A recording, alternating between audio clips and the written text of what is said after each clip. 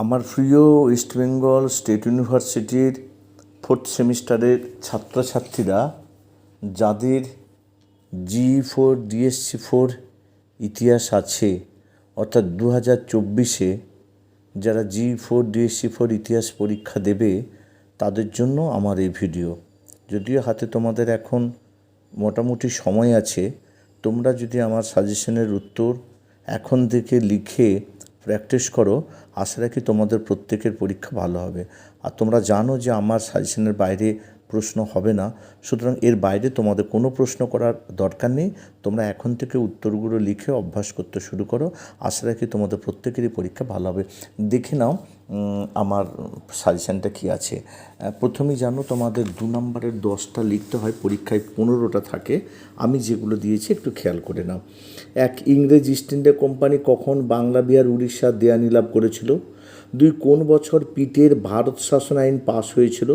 3, সুজাউদ্দৌলা কে ছিলেন? 4, শ্রীরঙ্গপত্তমের সন্ধিতে স্বাক্ষরকারী কারা ছিলেন? কখন এটি স্বাক্ষরিত হয়েছিল? 5, অধীনতামূলক মিত্রতা নীতি কে প্রবর্তন করেন? কোন ভারতীয় শাসক এটি প্রথম গ্রহণ করেছিলেন? 6, সিপাহী বিদ্রোহ কখন এবং কোথায় শুরু হয়েছিল?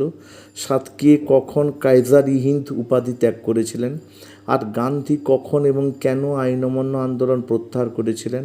9, জাতীয় কংগ্রেসের কোন অধিবেশনে ভারত ছাড়ো আন্দোলনের প্রস্তাব গ্রহণ করা হয়েছিল? করেঙ্গে ইয়া মরেঙ্গের ডাক কে দিয়েছিলেন? 10, কাদের মধ্যে এবং কখন সলবায় সন্ধি স্বাক্ষরিত হয়েছিল? 11, সূর্যাস্ত আইন কী? 12, কে নীলদর্পণ নাটক রচনা করেছিলেন এবং কেন? 13, বেদের সময়ে ফিরে যাও কে কেন বলেছিলেন? 14, হিন্দু প্যাট্রিয়ট পত্রিকার সম্পাদক কে ছিলেন, কেন তিনি বিখ্যাত? 15, হেনরি লুই ভিভিয়ান ডিরোজিও কে ছিলেন এবং তার উল্লেখযোগ্য কাজ কী কী ছিল? 16, চৌরি চৌরার ঘটনাটি কখন ঘটেছিল? 17, খুদাই খিদমতগার বলতে তুমি কি বোঝো? 18, পুনা চুক্তি কী ছিল, এটি কবে স্বাক্ষরিত হয়? 19, কখন মেদিনীপুরে তাম্রলিপ্ত জাতীয় সরকার প্রতিষ্ঠিত হয়েছিল, এর প্রধান কে ছিলেন? 20, কবে এবং কোথায় নৌ বিদ্রোহ ঘটেছিল? 21, কবে এবং কাদের মধ্যে অমৃতসরের চুক্তি স্বাক্ষরিত হয়েছিল? 22, সত্যবিলোপ নীতি কে প্রবর্তন করেন? 2টি রাজ্যের নাম করো যেগুলি এই নীতির মাধ্যমে সংযুক্ত হয়েছিল। 23, 1857 খ্রিস্টাব্দে মহাবিদ্রোহের সময় ভারতের সম্রাট ও গভর্নর জেনারেল কে ছিলেন? 24, খিলাফত আন্দোলনের 2জন নেতার নাম করো। 25, লখনৌ চুক্তি কবে কাদের মধ্যে স্বাক্ষরিত হয়েছিল?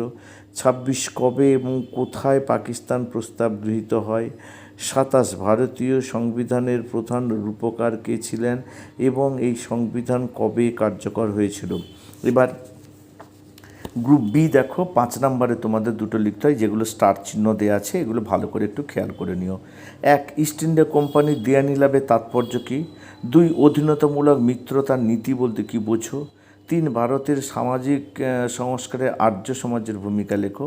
4, ভারতের স্বাধীনতা সংগ্রামে অনুশীলন সমিতির ভূমিকা কী ছিল? 5, আজাদ হিন্দ ফৌজের উপর একটি টিকা লেখো। 6, খিলাফত আন্দোলনের উপর একটি টিকা লেখো। 7, 1943 খ্রিস্টাব্দে বাংলায় মন্বন্তরের উপর একটি টিকা লেখো। 8, অবশিল্পায়ন বলতে কী বোঝো? 9, মেকলে মিনিট কী ছিল? 10, কে কবে ডান্ডি অভিযান করেছিলেন, এর উদ্দেশ্য কী ছিল? 11, সাম্প্রদায়িক বাঁটোয়ারা কী ছিল? এবার গ্রুপ সি বিভাগ গ, এখানে তোমাদের 10 নম্বরে 2টো করতে হয়, এখানেও স্টার চিহ্ন দেওয়া আছে, খেয়াল করে নাও। 1, 1793 খ্রিস্টাব্দে বাংলায় প্রবর্তিত চিরস্থায়ী বন্দোবস্তের বৈশিষ্ট্যগুলি আলোচনা করো। গ্রামীণ সমাজে এর কী প্রভাব পড়েছিল, অর্থাৎ সুফল ও কুফল আলোচনা করো। 2, অসহযোগ আন্দোলনের বিবরণ দাও, এই আন্দোলন ব্যর্থ হয়েছিল কেন? 3, 1857 মহাবিদ্রোহের বিভিন্ন কারণগুলি আলোচনা করো। 4, ঊনবিংশ শতাব্দীর বাংলায় সামাজিক ধর্মীয় সংস্কার আন্দোলনে রাজা রামমোহন রায়ের ভূমিকা আলোচনা করো। 5, ভারতের জাতীয় কংগ্রেসের নরমপন্থী নেতৃবৃন্দের অবদান ও সীমাবদ্ধতা উল্লেখ করো।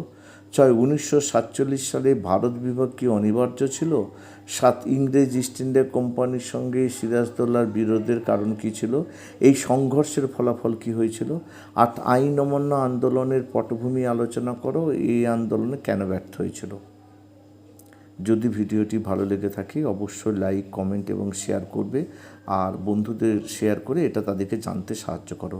যারা এখনও পর্যন্ত চ্যানেলটিকে সাবস্ক্রাইব করোনি তারা অবশ্যই চ্যানেলটিকে সাবস্ক্রাইব করে রাখো, কারণ এই ধরনের সাজেশন, নোট এবং যে কোনো তোমাদের সেমিস্টারের মূল্যবান তথ্য সাবস্ক্রাইব করা থাকলে তোমরা প্রথম পেয়ে যাবে।